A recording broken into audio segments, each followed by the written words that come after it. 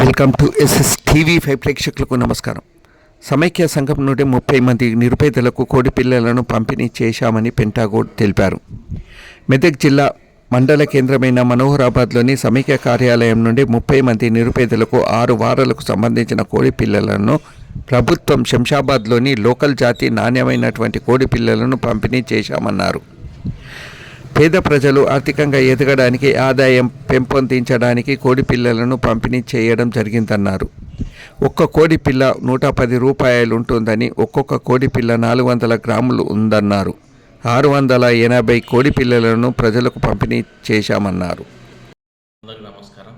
నా పేరు పెంటాగోడ్ ఏపీఎం మనోహరాబాద్ మండల సమైక్య కార్యాలయంలో ఈరోజు స్వయం సహాయ సంఘాలకు 30 మందికి గాను కోడి పిల్లలను 680 కోడి పిల్లలను లబ్ధిదారులకు, పేద నిరుపేదలకు పశు సంపదగా చిన్నగా ఆర్థిక సహాయంగా ఆదాయాన్ని పెంపొందించడానికి పంపిణీ చేయడం జరిగింది.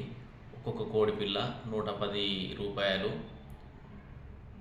హైదరాబాద్లోని శంషాబాద్ నుంచి తీసుకురావడం జరిగింది. మేలు జాతికి సంబంధించినవి, నాణ్యమైనవి. అయితే ఈ పశు సంపద అనేది వీళ్ళు వ్యవసాయదారులు ఉంటారు కాబట్టి ఉచితంగానా? అవి ఉచితమేనా? ఉచితం కాదు. 110 రూపాయలు. 110 రూపాయలు. 6 వారాలకు సంబంధించినవి.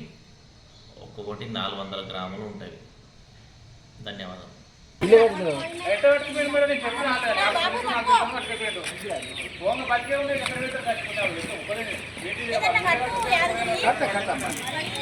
కాలాటం పెడతాయి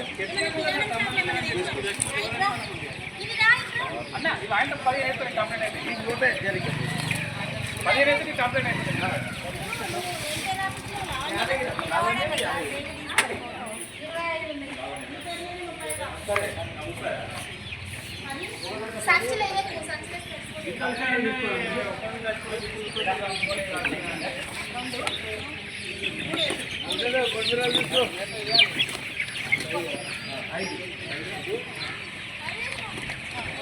అరే 4